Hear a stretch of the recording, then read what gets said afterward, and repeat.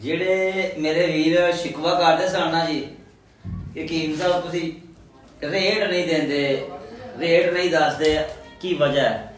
ਵਜ੍ਹਾ ਕੋਈ ਨਹੀਂ, ਚਲੋ ਅਸੀਂ ਤੁਹਾਨੂੰ ਰੇਟ ਦੱਸ ਦਿੰਦੇ ਆ। ਪਹਿਲੇ ਦੇਖ ਲਓ ਵੀ ਇਹ ਚੀਜ਼ ਕੀ ਹੈ ਤੇ ਕਾਹਦੇ ਵਾਸਤੇ, ਸੁਣ ਲਓ। ਖਾਣਾ ਹਜ਼ਮ ਨਹੀਂ ਹੋ ਰਿਹਾ, ਮੈਦਾ ਬੜਾ ਖਰਾਬ ਹੈ, ਕਬਜ਼ ਹੈ, 3 ਦਿਨ 4 ਦਿਨ ਤੋਂ ਬੜੀਆਂ ਦਵਾਈਆਂ ਖਾਦੀਆਂ ਜਨਾਬ, ਕੌਨਸਟੀਪੇਸ਼ਨ, ਕਬਜ਼ ਠੀਕ ਨਹੀਂ ਹੋ ਰਹੀ, ਹਰ ਤਰ੍ਹਾਂ ਦੀਆਂ ਦਵਾਈਆਂ ਖਾ ਲੀਆਂ ਤੁਸੀਂ ਜਨਾਬ। ਮੇਰੀ ਸੋਸ਼ਲ ਮੀਡੀਆ ਤੋਂ ਬੜੇ ਲੋਕਾਂ ਕੋਲੋਂ ਟੋਟ ਕੇ ਰਹਿ ਕੇ ਸੰਭਾਲੇ ਨੇ, ਲੇਕਿਨ ਕਬਜ਼ ਦਾ ਹੱਲ ਨਹੀਂ ਹੋਇਆ। ਇਹਦੇ 4 ਤੋਂ 5 ਚਮਚੇ ਪੀਣੇ ਨੇ। ਜੇ ਮੇਰਾ ਸ਼ਰਬਤ ਕੰਮ ਨਾ ਕਰੇ ਕੌਨਸਟੀਪੇਸ਼ਨ ਦੇ ਉੱਤੇ, ਕਬਜ਼ ਦੇ ਉੱਤੇ, ਤੇ ਪੈਸੇ ਵਾਪਸ। ਇਹਦੀ ਕੀਮਤ ਕੀ ਹੈ ਇਹ ਸਕਰੀਨ ਦੇ ਉੱਤੇ ਲਿਖ ਦਿੰਦੇ ਆ। ਇਹ ਜਨਾਬ ਮੇਰੀ ਮੰਗਵਾਓ, ਇਸਤੇਮਾਲ ਕਰੋ। ਇੱਕ ਬੋਤਲ ਇਹਨਾਂ ਵਾਲੀ, ਇੱਕ ਬੋਤਲ 10 ਤੋਂ 15 ਦਿਨ ਕੱਢ ਜਾਂਦੀ ਹੈ।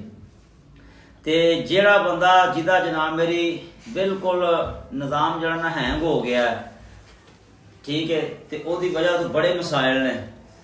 ਸ਼ਰਬਤ ਪੀਓ, ਇਨਸ਼ਾਅੱਲਾ ਤਾਲਾ 2 ਤੋਂ 3 ਘੰਟੇ ਤੋਂ ਬਾਅਦ ਜਿਹੜਾ ਨਾ ਜੀ ਪੇਟ ਇੰਜ ਸਾਫ਼ ਹੋਏਗਾ, ਤਬੀਅਤ ਇੰਜ ਫੁੱਲਾਂ ਵਾਂਗੂ ਖਿਲੇਗੀ, ਤੇ ਕਬਜ਼ 100 ਬਿਮਾਰੀਆਂ ਦੀ ਮਾਂ ਹੈ।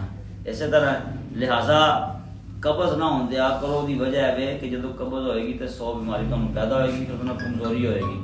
ਤੇ ਬਹਰਹਾਲ ਅਗਰ ਤੁਸੀਂ ਸ਼ਰਬਤ ਖਰੀਦਣਾ ਚਾਹੁੰਦੇ ਹੋ, ਇਹਦਾ ਨਾਮ ਹੈ ਰੱਖਿਆ ਮਿਕਸਚਰ। ਮਿਕਸਚਰ ਖਰੀਦੋ, ਇਸਤੇਮਾਲ ਕਰੋ। ਇੱਕ ਬੋਤਲ ਤੁਸੀਂ ਮੇਰੇ ਕਹਿਣ ਤੇ ਪੀ ਲਓ, ਫਿਰ ਤੁਸੀਂ ਮੈਨੂੰ ਕਹਿਣਾ ਕਰਨਾ ਜਨਾਬ ਮੇਰੀ ਉਹੀ ਕਲਾਈ ਰੱਖੋ ਮੇਰੇ ਵਾਸਤੇ। ਇਤਨੀ ਕਮਾਲ ਦੀ ਚੀਜ਼ ਹੈ।